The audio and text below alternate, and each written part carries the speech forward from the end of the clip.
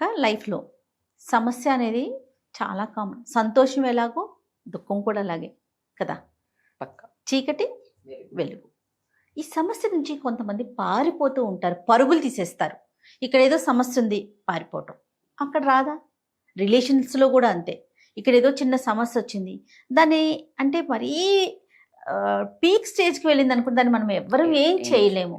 So, ఖచ్చితంగా ఎవరికి వారం సెపరేట్ అవ్వటమే బెటర్. కానీ చిన్న చిన్న సమస్యలకు కూడా బంధాన్ని అంతటితో తెంచేసుకుంటూ ఉంటారు. For example wife and husband. చిన్న చిన్న సమస్యలకి కూర్చొని మాట్లాడుకుంటే పరిష్కారం అవ్వచ్చు. లేకపోతే పెద్దవాళ్ళని ఇన్వాల్వ్ చేస్తే అవ్వచ్చు.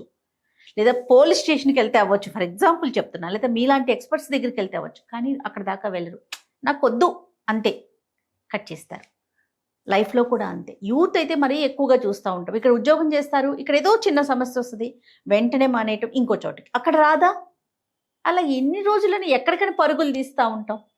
వీళ్ళకి మీరేం చెప్తారు చెప్పండి. మీరు అన్నది లైఫ్ అంటే సమస్యలు ఉంటాయి. ఊపిరి ఉంది అని అంటే సమస్యలు ఉంటాయి. ఊపిరి సీజన్సే మారుతున్నాయి. అంటే ఏ సమస్య పర్మనెంట్ కాదు అనడానికి మీకు సీజన్స్ అత్యద్భుతంగా నేర్పుతాయి.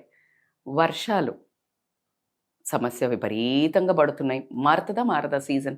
వేడి విపరీతమైన వేడి సమస్య మనకి. అది మారదా. చలి విపరీతమైన చలి పెడుతుంది. ఆల్మోస్ట్ ఆ చలికాలంలో బోల్డ్ మంది టపా అంటారు. అది మూవ్ అవుతుంది.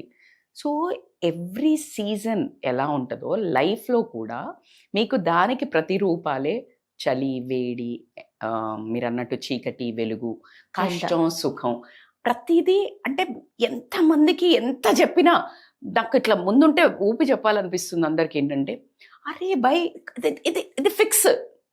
Life is equal to full of challenges, not problems.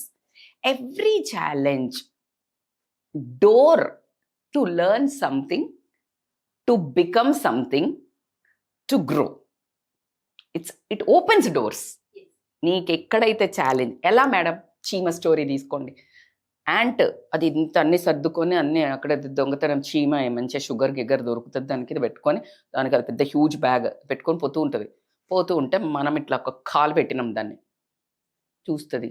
తీస్తాడా లేకపోతే ఏదైనా ఇంకోటి గట్టిదే అడ్డం వచ్చింది చూస్తుంది. పక్క నుంచి